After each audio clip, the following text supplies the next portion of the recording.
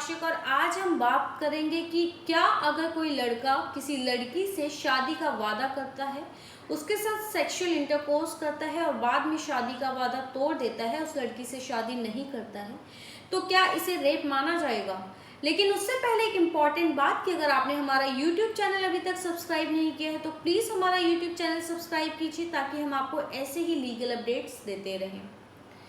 हमारी सोसाइटी में आज भी लिव इन रिलेशनशिप और डेटिंग को एक टैबू माना जाता है, लेकिन सुप्रीम कोर्ट और हाई कोर्ट ने और डिफरेंट कोर्ट्स ने अपने जजमेंट्स में बहुत बार इसे कहा है कि इसे एक्सेप्ट किया है और कहा है कि ये कोई क्राइम नहीं है।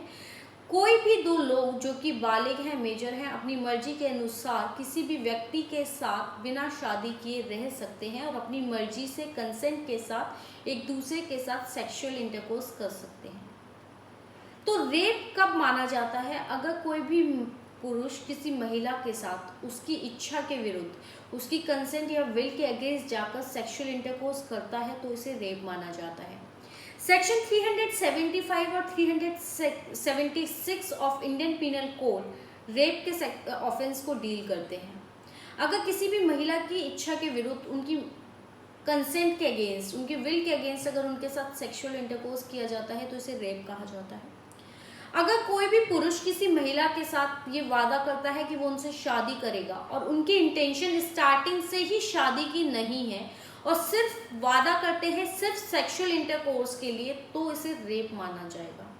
अन्यथा इसे रेप नहीं माना जाएगा अगर कोई भी महिला अपनी मर्जी, अपनी कंसेंट के साथ किसी भी पुरुष के साथ सेक्सुअल इंटरकोर्स करती है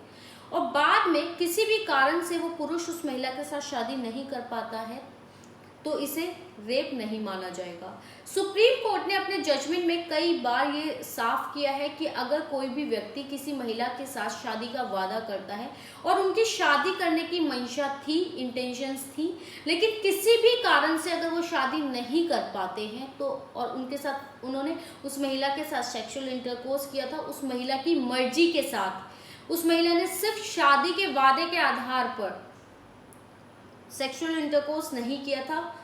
उन्होंने अपनी कंसेंट दी थी और किन्हीं कारणों से वो व्यक्ति शादी नहीं कर पाता है, तो इसे रेप नहीं माना जा सकता। अगर किसी व्यक्ति की इंटेंशन स्टार्टिंग से ही शादी की नहीं थी और उस महिला ने सिर्फ शादी के वादे के कारण उनके साथ सेक्सुअल इंटरकोर्स किया तो इसे रेप माना जाएगा। लेकिन सुप्रीम कोर्ट ने ये भी कहा कि इस केस में महिला को ये साबित करना होगा कि उस व्यक्ति की इंटेंशंस शुरू से ही गलत थी, उनकी शुरू से ही शादी करने की मंशा नहीं थी, शादी का वादा सिर्फ और सिर्फ सेक्सुअल इंटरकोर्स के लिए किया गया था और उस महिला ने अपनी कंसेंट सिर्फ इस वादे के आधार पर दी थी। मान लीजिए कोई व्यक्ति किसी महिला के साथ शादी करता है और वो पहले से शादीशुदा है और जो दूसरी महिला है उनको ये लगता है कि वो उनके पति हैं, वो पहले से शादीशुदा नहीं है और वो उनके साथ सेक्सुअल इंटरकोर्स करती हैं, तो यहाँ पर ये माना जाएगा कि उन्होंने उस महिला के साथ रेप किया है क्योंकि उन्हें ऐसा लगता है कि वो उनके पति हैं, जबकि वास्तव में वो व्यक्ति पहले से ही शादीशुदा है और उनकी ये शादी वैलिड नहीं है। तो इस केस में इसे रेप माना जाएगा और उस व्यक्ति को सजा हो सकती है। लेकिन अगर कोई महिला अपनी मर्जी से किसी व्यक्ति के साथ शारीरिक संबंध बनाती है, सेक्सुअल इंटरकोर्स करती है, उनके साथ कोई शादी का वादा नहीं किया गया है या उस व्यक्ति की इंटेंशन है शादी करने की लेकिन किसी भी कारण से शादी नहीं कर पाए, तो इसे रेप नहीं माना जाएगा। सुप्रीम कोर्ट ने एक केस का हवाला देते हुए कहा कि एक महिला जो कि अपनी बेटी के साथ अपने पति से अलग रह रही थी, कोई दूसरा व्यक्ति उनको खाने पीने के सामान पहुंचाता था, उनको खाने पीने का सामान देता था, उस व्यक्ति के साथ उस महिला ने सेक्सुअल इंटरकोर्स किया। जब वो गर्भवती हो गई तो उस व्यक्ति ने कहा कि अगर वो अपने पति से तलाक ले लेती हैं तो वो उनके साथ शादी कर लेंगे, लेकिन बाद में जब उस व्यक्ति ने उनके साथ संबंध तोड़ लिए, उनसे बातचीत बंद कर दी, तो उस महिला ने उनके ऊपर रेप का आरोप लगा दिया। इस केस में ये कहा गया कि उस व्यक्ति ने उन महिला के साथ शादी का कोई वादा नहीं किया था और उस महिला ने अपनी कंसेंट से उनके साथ सेक्सुअल इंटरकोर्स किया था, इसलिए इस केस में उस व्यक्ति को रेप का दोषी नहीं कहा जा सकता, वो रेप के दोषी नहीं है। यहाँ पर कंसेंट एक सबसे बड़ी चीज़ है कि अगर कोई भी व्यक्ति अपनी फ्री विल, अगर कोई भी महिला अपनी फ्री कंसेंट देती है, फ्री विल देती है, तो उसको उनकी कंसेंट माना जाएगा और दूसरे व्यक्ति को रेप का दोषी नहीं कहा जा सकता। क्रिमिनल लॉ के अकॉर्डिंग अगर कोई भी व्यक्ति डर की वजह से या किसी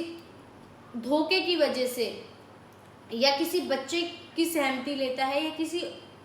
से नशे की हालत में सहमति लेता है तो उसे कंसेंट यानी कि उसकी सहमति नहीं माना जा सकता। अगर कोई भी अपने होशो हवास में अपनी पूरी तरीके से सोच विचार के अपनी सहमति देता है, सिर्फ तभी उसे कंसेंट माना जाता है। अगर कोई भी नशे की हालत में है और तब सेक्सुअल इंटरकोर्स करता है और वो व्यक्ति अवेयर नहीं है, वो महिला अवेयर नहीं है, तो इसे रेप माना जा सकता है। अगर उस महिला ने कंसेंट दी है, इस केस में दीपक गुलाटी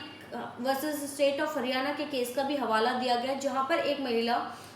एक पुरुष के साथ काफ़ी लंबे समय से रह रही थी और उनके साथ एक जगह से दूसरी जगह भी गई थी और उन्होंने किसी के साथ ये कहा भी नहीं, कभी मेंशन नहीं किया कि उस व्यक्ति ने उनके साथ रेप किया है। और बाद में उस व्यक्ति के अगेंस्ट रेप का केस लगाया तो वहाँ पर भी जजमेंट में यही कहा गया कि अगर कोई भी महिला किसी पुरुष के साथ रह रही है और अपनी मर्जी से उनके साथ सेक्शुअल इंटरकोर्स करती है, कभी किसी के साथ मेंशन नहीं करती, तो परिस्थितियाँ ये इशारा करती है, सर्कमस्टेंशियल एविडेंस जो है वो ये बताते हैं कि उस महिला ने अपनी कंसेंट के साथ उस व्यक्ति के साथ सेक्सुअल इंटरकोर्स किया है, उनके साथ कोई जोर जबरदस्ती नहीं की गई और यहाँ पर भी उस व्यक्ति को रेप का दोषी नहीं माना जा सकता। तो इस पूरे केस में सबसे इम्पॉर्टेंट बात ये है कि अगर किसी व्यक्ति ने शादी का वादा किया और उनकी इंटेंशंस थी शादी की, लेकिन किसी भी कारण से अगर वो शादी नहीं कर पाए तो उन्हें रेप का दोषी नहीं माना जा सकता। अगर इंटेंशन शुरू से ही गलत है और सामने वाले व्यक्ति ने सिर्फ इस वादे पर भरोसा करके सेक्सुअल इंटरकोर्स किया है कि वो उनसे शादी करेंगे और उनकी शादी की इंटेंशंस नहीं थी, तभी उन्हें रेप का दोषी माना जा सकता है। हालांकि इस केस में महिला को ये प्रूव करना होगा कि उस व्यक्ति की इंटेंशन शुरू से ही शादी की नहीं थी। आपको ये वीडियो कैसा लगा और आप किन और मुद्दों पर वीडियोस चाहते हैं, प्लीज़ कमेंट सेक्शन में बताएं।